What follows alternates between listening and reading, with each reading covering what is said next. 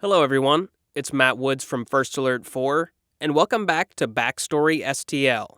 On this show, I interview local people whose life stories have inspired them to make a difference in their community. These people get to explain their passion for meaningful work in a way that goes beyond the day-to-day headlines.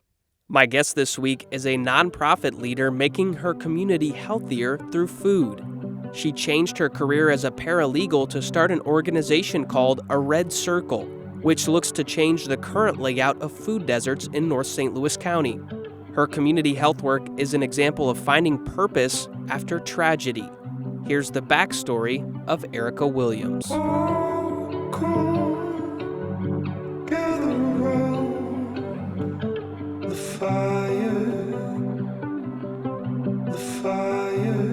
How did A Red Circle come about? Yes, so I live in the city of Florissant, which is really close to the city of Ferguson. And at the time, I was working as a paralegal, and my husband was working, he's actually at the same job still. And we were raising our kids and just living our lives. And then a young man named Michael Brown Jr. was shot and killed by a police officer in the city of Ferguson, which started a series of protests and riots and different things that were happening. And my family and I went to one of the protests, one of the milder ones. Mm-hmm. And the situation with his killing and the protests that erupted really caused me to want to look at my own life and my own time spent in the career world to see if I was actually using my gifts and talents for my community or for somewhere else. Because I live in North County, like I mentioned, but I wasn't working in North County. And, you know, growing up in North County, I knew that there was a lack of investment into the region. And I had planned to do something about that from an economic development standpoint. But after Michael Brown Jr. was killed, it kind of created like a more of a urgency for me to begin to do something, some researching, networking, and figure out what I wanted to see happen in my community. Mm-hmm. Yeah, that was such a big inflection point in not just the future of St. Louis, but also the future of the country. And it's really interesting to see that something like that inspired you to, you see, obviously a lot of people, we're talking about police practices and stuff like that, but your mission now with the Red Circle really focuses on like the community well-being, I guess you could call it. Yes, so absolutely. how did you come up with that idea for a nonprofit? Yes, a lot of networking, a lot of going to meetings, meeting people where they were at, whether it's a grocery store, bus stop, gas station, barbershop, and just really talking to people about what they wanted to see happen in their community. And at the end of the day, the biggest response was better food choices, healthier food, more nutrition, different choices besides the same fried fish and chicken that we see at almost every corner in North St. Louis County. And, you know, food just ties to so much, whether it's physical health, mental health, emotional health. And then we also do programming in the education and the arts, because that creates a nice, well-rounded community well-being space, like you mentioned. Mm-hmm. And so, like, when we're talking about the situation with food, what are the main problems that you're seeing in North County where people either aren't having access to healthy food or, like, they're choosing to eat, you know, junk food and stuff like that? Like, what are those hurdles for the people that live there? Yeah, so a lot of it is tied back to the generation where a lot of parents weren't able to cook, and so microwaves became possible and shelf-stable meals became possible. A lot of people weren't taught how to cook and how to prepare fresh produce, and those skills left people's households. And we went to more shelf-stable foods, more fast food, drive-thrus, all that type of stuff. And then eventually, a lot of grocery stores that were in North County closed, moved away, and in their places, we got dollar stores, convenience stores, some liquor stores, and it became really easy to just run to the store and grab a bag of chips or go through the drive-thru and get something high fat, high sugar, and, you know, bringing food back to, you know, as it was intended to actually not only feed the body but to also nourish the body is a hurdle. So within our space, we not only grow food, at 3 different growing spaces, but we teach about food. We teach food preservation classes such as canning, bread making, herb drying. We support farmers who are growing food in the region with equipment and trainings and different classes that we offer. So there's a whole like food system aspect, and growing good food also impacts the environment positively. And so, like when you were a kid, what do you remember about the access to food, the grocery stores? Was that a big part of your household growing up? Absolutely. When I was a kid, we had major stores. I won't name them, but we had several major grocery stores in the area. My dad was responsible for grocery shopping, and he did his grocery shopping early on Saturdays, and he would comb through the newspaper for the ads. He would first hit this store, and then if this store didn't have anything, have something that he wanted, he would go to this one, or he would go to this one. But they were all within like maybe two miles of our house. So it wasn't even like a food desert, food access space. A lot of the places where he shopped at now have become other things. And, you can be somewhere and drive for miles before you see a grocery store. Yeah. So, do you know what time that started to shift from like the access being better, and now it seems like there's plenty of grocery stores in places like West County or Kirkwood, Shrewsbury, places like that. But then there's other places that aren't that far away where it's like kind of a desert. Like you can't. It's hard to find bananas or tomatoes and stuff like that. I would say probably in the late 90s, early 2000s.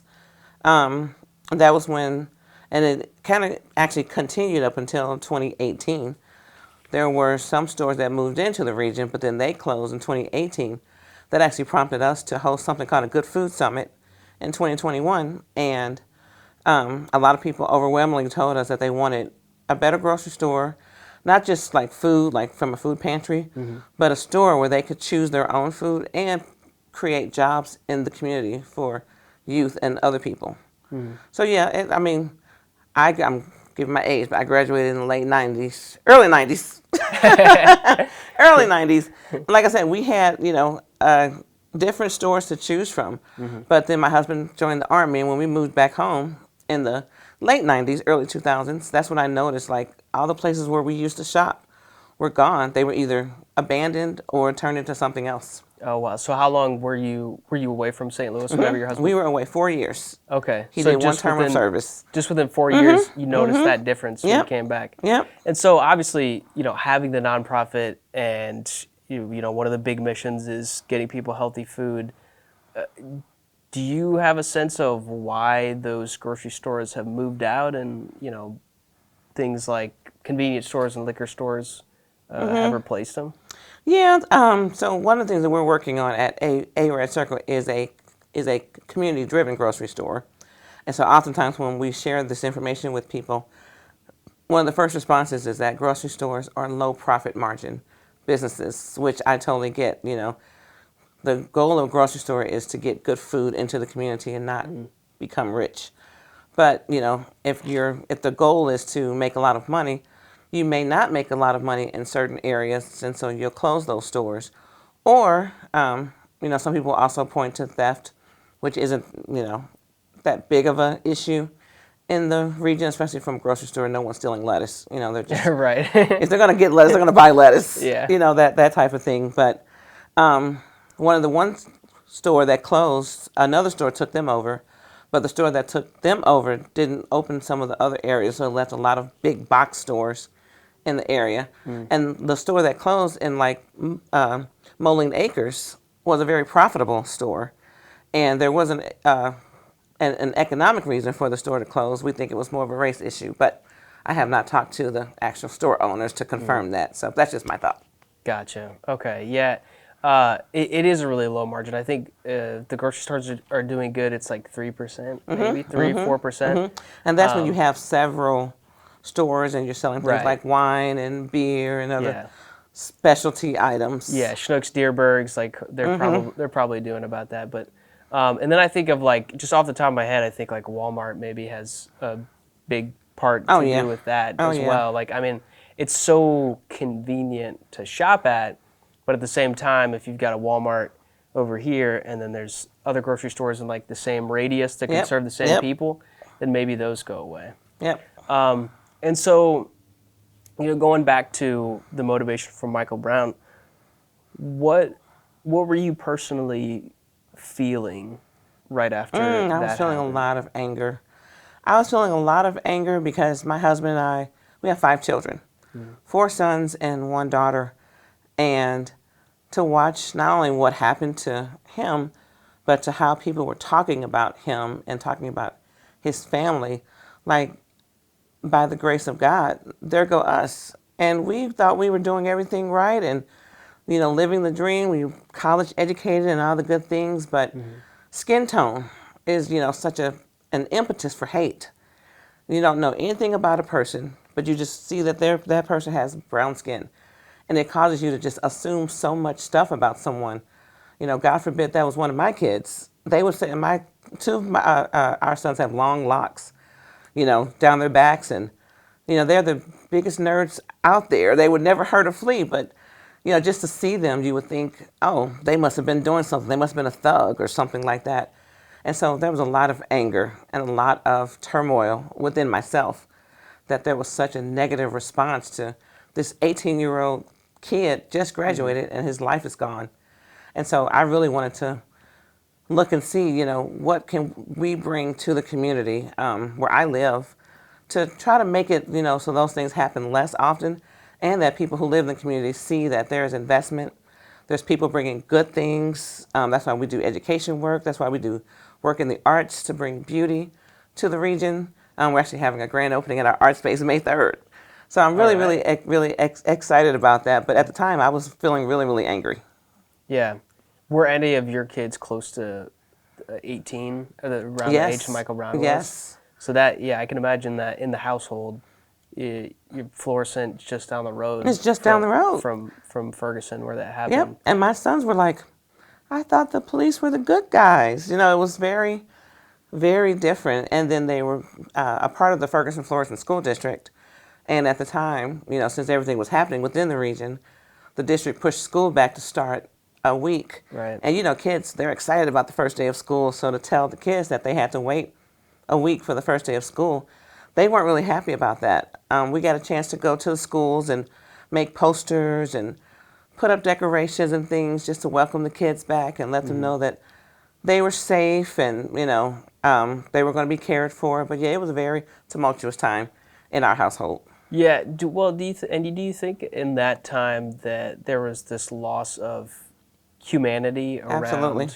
Because no matter what the circumstances were, no matter this person's at fault, there's always so much nuance to a situation like that. And when a person died because of it, but you have people who are saying that he deserved it because he did a bad thing or something, this or that, and it's like maybe if we all took a step back and realized the finality of somebody losing a life, and what could have been done to avoid it. Absolutely.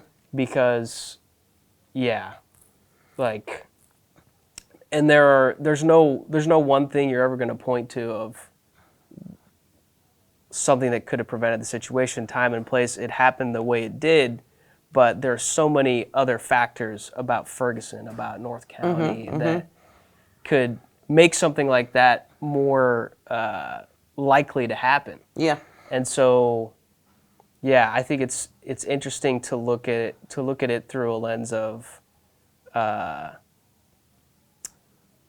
like trying to create a healthier community through food or something like that. And so whenever you did start a Red Circle, what were you doing as a career at that time? Did you kind of switch careers? I did. I was working as a paralegal, some corporate law, some insurance defense, family law.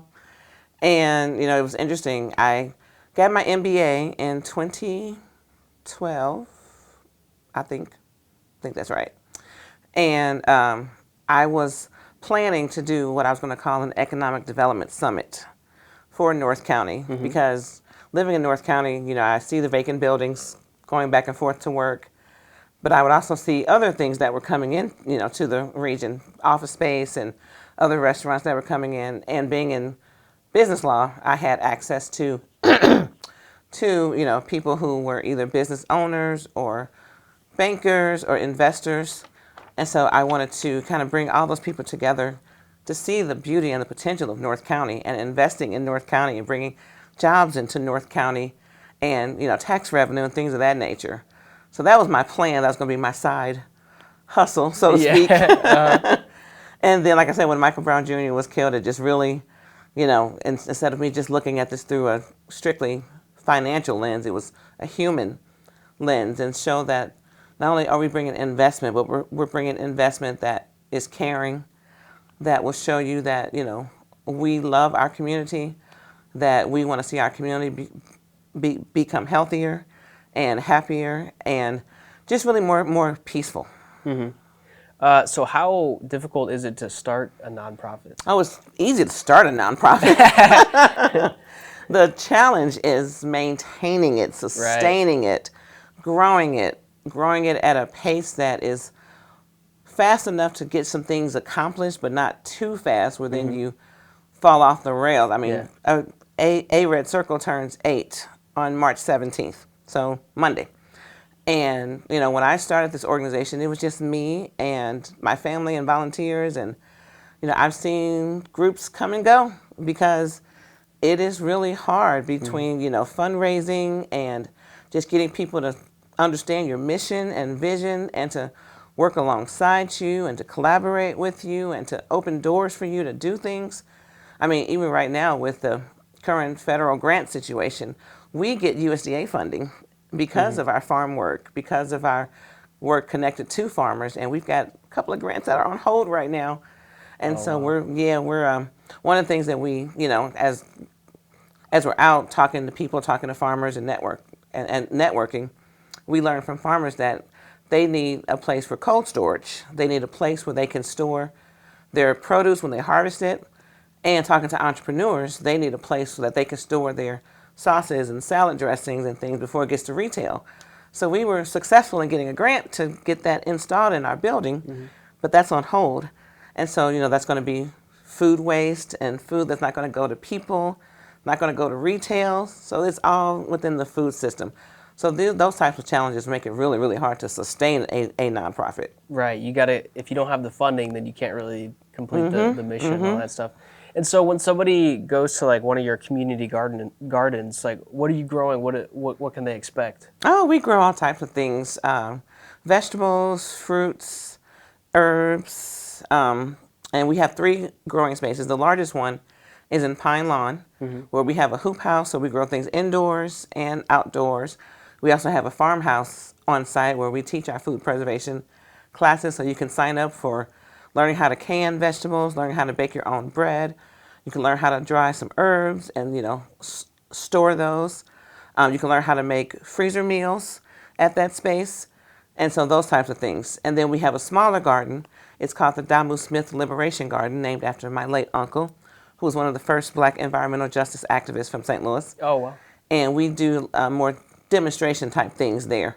So we're able to show the community how to grow collard greens and how to grow sunflowers. And we also keep native flowers at all of our sites, so that way we can have the pollinators come and we can help the soil and help the climate.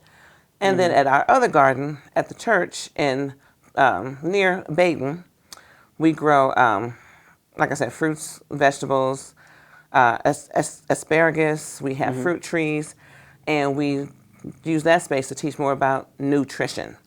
So you can either learn how to preserve food or grow food or how to eat healthy. So we just kind of tackle all 3 spaces within there. Yeah. What are some of the best foods to grow in the St. Louis area? In the cool weather, lettuces are really good to grow. Oh, really? Lettuces, bok choy, kale, those are your cool weather crops. And they'll grow from now up to like maybe June. And then, once it's time to switch those over, peppers grow really well here. Really? I wouldn't have expected that. Peppers grow really well here. Any color specifically? Oh, you can get everything from green to purple. Wow. Red. Tomatoes are iffy. Sometimes they grow here, but some seasons they're really tough. And what makes it really tough is if you don't have enough pollinators, your butterflies, your bees, your things of that nature, to pollinate because they need cross pollination. And so if you have that going for you well, then the tomatoes will go really well. Last year we did this new tomato, a yellow pear tomato. It was so delicious. Oh, wow. I don't know if I've ever had one of those, but I will say, like, getting tomatoes from the farmer's market, or had a buddy whose his wife's family has a farm and they brought some tomatoes over. And you can tell the difference so easily between that tomato Yep. and a tomato you're getting at pretty much any grocery store. Because a lot of those are from, like, Canada or somewhere else.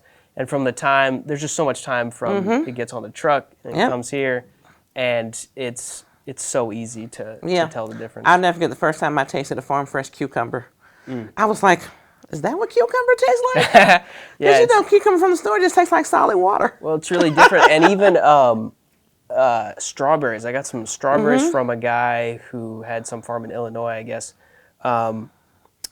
last summer at, where was it, Tower Grove Farmers Market that they do from like spring to fall. And you can find, there's so many local vendors there, it's awesome.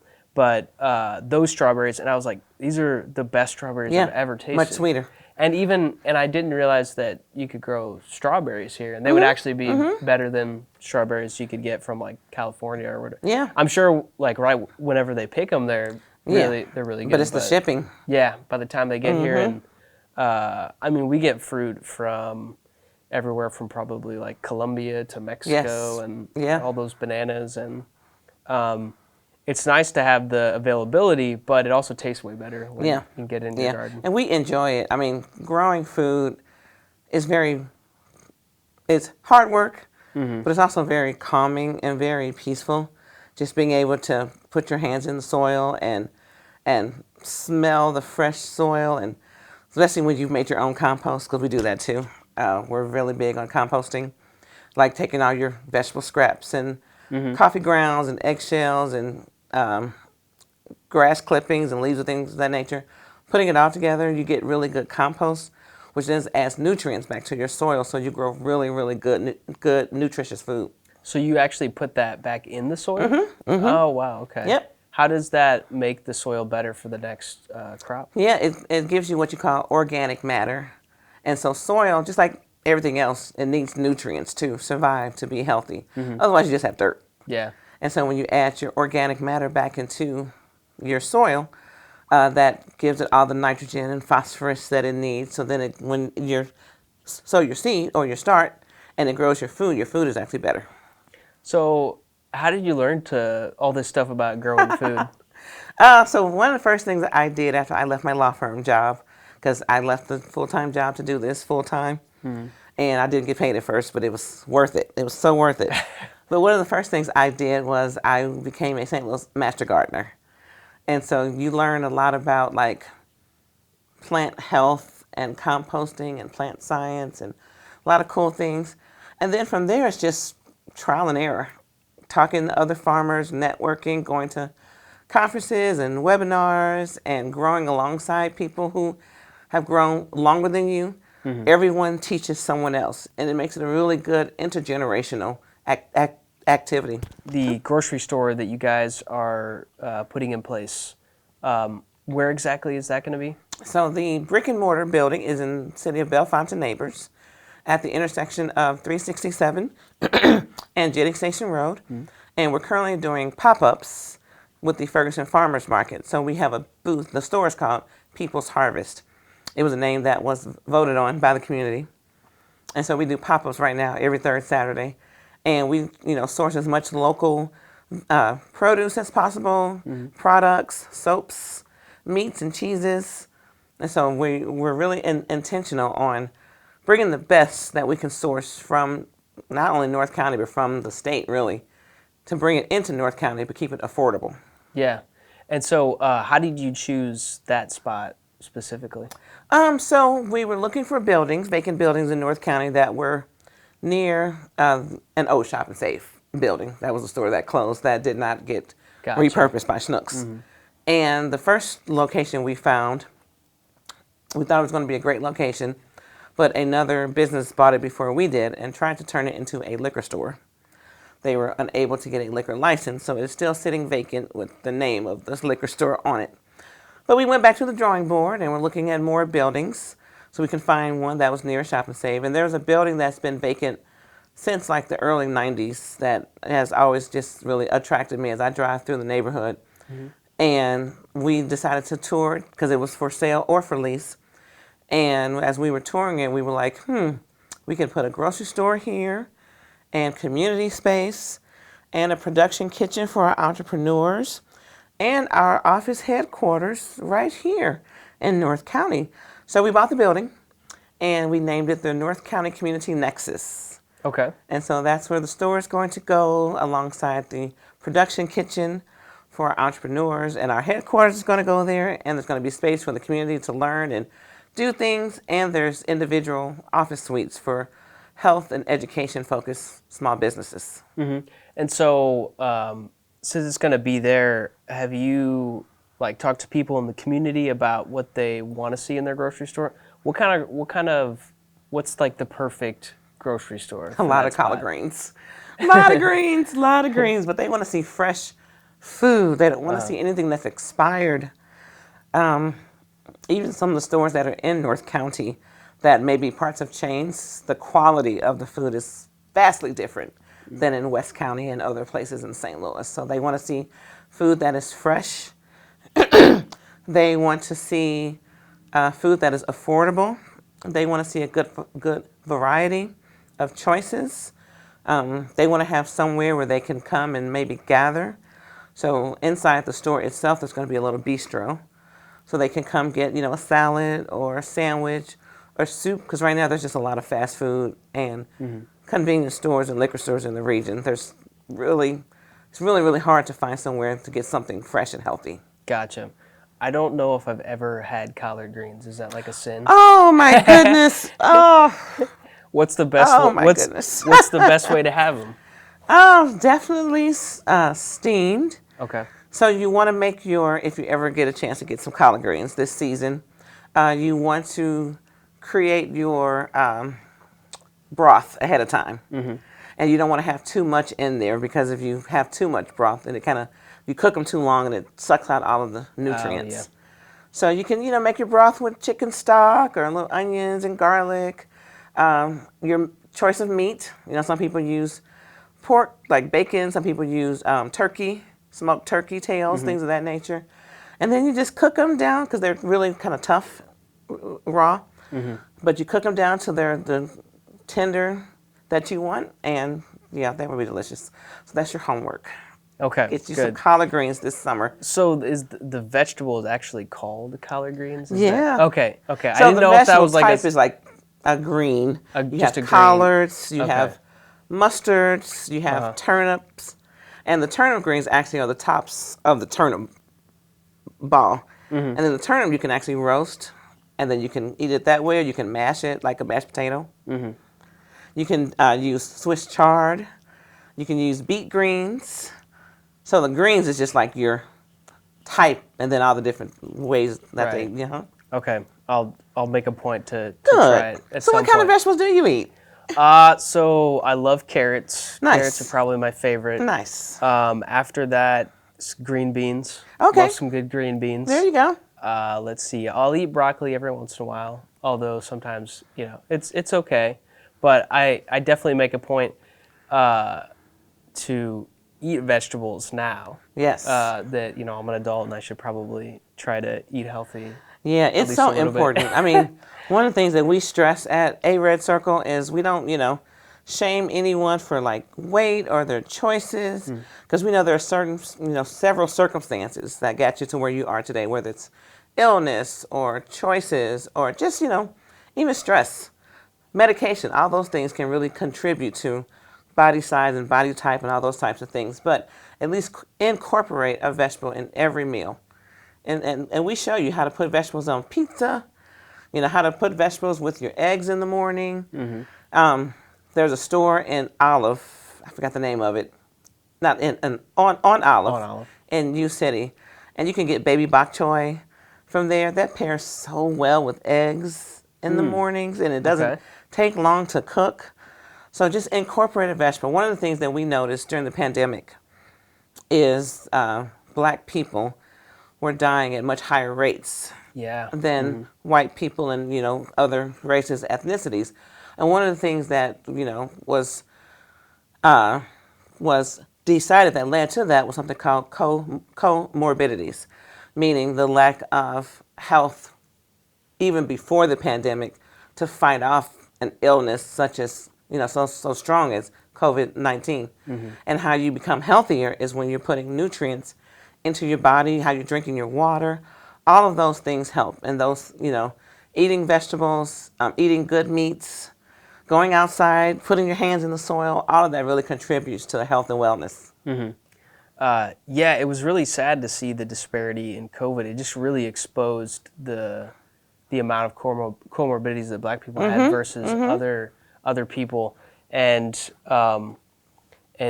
yeah, I mean that just kind of highlights the need is just that much more than Absolutely. you might have realized before. Absolutely. And also, while you were saying that, peppers also are one of my favorite vegetables. Nice. Nice. I love a good red pepper. Those go really good with like eggs too, I think. Yeah. And you can make your greens spicy Yes. with some exactly. sauteed peppers. Peppers, jalapenos. Yeah. I like to sweat a little bit when Yeah. I eat Yeah. with the hot stuff. I was so me and one of my coworkers, we were at a kitchen yesterday talking about potential collaboration, and in the lobby of their kitchen they had different salsas and different things that their entrepreneurs make, and I found a product called Screaming Hot Salsa. So I bought that. Then I bought some mild salsa because my husband and youngest son can't take the spice, but me and my other two sons and the son who doesn't live with us and my daughter really, we like spicy. Yeah. Yeah, as long as it's not painful. Yes. Like I'll take that. It's pretty good. And so you got the grocery store, and then there was a farmhouse that you guys have as well. Is that right? Yeah. We So- built the farmhouse last year, and it's actually next to our urban farm in the city of Pine Lawn. Oh, okay. And that's where we teach. We meet there for office space, and farmers can go there to get resources and to have meetings. And then we also teach food preservation classes there. So one day we might have a hot sauce class. All right. Preserve yeah. those peppers, and you can come join us. Oh, it's the best. If it can be somewhat close to like Cholula, I think that would be really good. Yep. How many urban farmers would you say there are in the St. Louis area? Is it more than people would think? In the I know in the St. Louis region, we probably work with around 14 or 15, but there's more than that. One of the things we try to, like, we try to connect with underserved farmers, whether it's black farmers, veteran farmers, disabled farmers, new farmers, so that we can really help them, expand their farm operation, especially if they're growing fruits and vegetables. Fruits, vegetables, flowers, maybe some meats, because that's what we want in our store. And so you can do an, urban farm on any size tract of land. You can be an urban farmer in your backyard. You just have to be creative with crop rotation and things of that nature, and grow, some things inside so that you can swap them out, start your seeds early, and that way you can swap them out and not have that lag between. Or sometimes it's good to just let the land rest in between crops. I get real Into the weeds. in the weeds, Literally. but And so I just moved into a house where I have my own backyard. Nice. And it's not a whole lot, but what would you recommend for just like a small little garden in your backyard? What would you recommend? Yeah, I would get some 5-gallon buckets and do some container gardening, like on your deck or patio, and then maybe 1 or 2 raised beds in your actual backyard. And in your raised beds, you can do something called square foot gardening, where if it's like you and maybe 1 or 2 other persons, you can grow different things within each square foot of space. That way you have a nice variety. You don't have to like grow the whole bed with just one thing. Yeah. Okay. I'll just have to figure out a way to keep the dog out of it. Yes, that's why I say 1 or 2. Yeah. And then put up a little fence.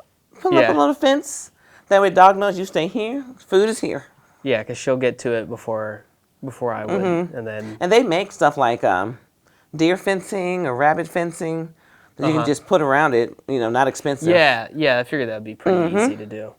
What do you think people can do on an individual level to help with the mission of just being healthier in general? If they're in the North County area, what's the best way to access the services from Red Circle and stuff like that? Yeah, so on an individual level, people can eat more seasonally. Foods that are in season are grown closer to home, and there's less travel need. And so there'll be less demand because you won't be demanding the strawberry when it's out of season.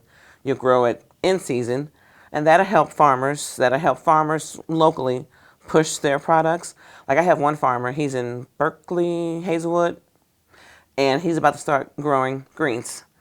And so if you were trying to get your greens in like January, February, they have to come from somewhere else. Yeah. But you can get other food that is here locally, or you can can food during the season, so that way you have your food for the winter months, and then you can shop locally. Shop local farmers markets, whether it's the Ferguson Farmers Market, Tower Grove Farmers Market, and other markets near you. If people want to access, what we do at A Red Circle, they can just go to the website, aredcircle.org, and all of our events and classes are listed on there. We're having a resource fair the end of this month, March 29th, at the North County Recreation Complex. There are going to be 80 vendors there. Oh, wow. Health, wellness, resources, no selling, but just things to help make your life better. Banking, finance, paying your bills, all those types of things. So that information is on the website. And then, the different classes are on there you can sign up for. And then, come out to events that we are doing. Come out to the farmers market on third Saturday. Come to Good Food Friday at the farm between May and October. Every Friday, get you a bag of fresh produce, a cooking sample, recipes, get to meet the farmer and some other people, or the healthy community market, which is the last Saturday of every month in the village of Riverview. And all that information is on the website. We want people to access the food, the art activities, and the educational offerings. We have a book club and a parent cafe. So just a lot of good things to help make all of our lives in North County better. And for our entrepreneurs, we're doing right now, we're working with a group of entrepreneurs to help them set up their own co-op so they can own their own food production business. And so if you're one of those people who, you've grown food, now you want to take it to the next level, let us know. Wow, you got a lot going on. We got a lot going on, Yeah. but it's so fun. And I have an amazing team of people, workers and volunteers and our board and just people in the community who are just really, really helping me. So I'm not a one-woman show anymore. Yeah, how many staff do you have now? We have about 25 Oh, nice. full-time, part-time contractors and AmeriCorps Vista people. Oh, what's the last one? What's that called? AmeriCorps Vista, it is a federal program that allows people to kind of sort of donate their time to the work like A Red Circles and other nonprofits and get paid for it. Oh, okay, nice. And so, is there an example that comes to mind maybe of somebody who has utilize the gardens you have and the services that you feel like, there's somebody that I've really been able to help access those services. Is there a story that comes to mind? We have a lot of people, mostly in the health and wellness space. They've told us that, the food that we grow has helped them eat better in their own lives. A lot of times, like I mentioned earlier, with this like generation gap of not cooking, when healthy food became more popular, it was almost weaponized and it became more expensive, and you would only see certain demographics eating healthy food. And if you wanted to try to eat healthy, you were leaving your roots and all this kind of weird stuff that people talk about. So people, now being able to come to our farm knowing that they belong in this healthy food system then makes them want to eat healthier, makes them want to cook better for their families. We've, talked to people who have lowered their sugar levels, if they have diabetes and things of that nature, from the food and from the education that we give them. We've talked to farmers who are now growing more food because of the work that we do. And it's just really exciting to see, not only are people enjoying the food, but they're also becoming healthier and happier because of it. Is there anything you think I missed or that you want to mention? Oh, let's see. This was a very well-rounded, interesting conversation. I try to hit all the it. points. Yes, I appreciate it. We definitely want people to get involved. Go to aredcircle.org. Either sign up for classes like I mentioned, or you can donate there. Also, if you want to serve, you can sign up for volunteer opportunities. Joining the board is also an option. And just, coming into North County and seeing what we have to offer. Oftentimes, stories about North County are less positive, about different things that are happening. And things do happen in North County. There are also good things happening. And so we really want to highlight the good things that are happening with A Red Circle and other groups. Well, thanks so much for your time.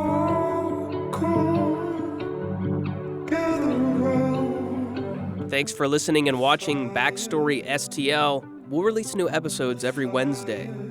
Check it out on the First Alert 4 app or wherever you get your podcasts. See you next time.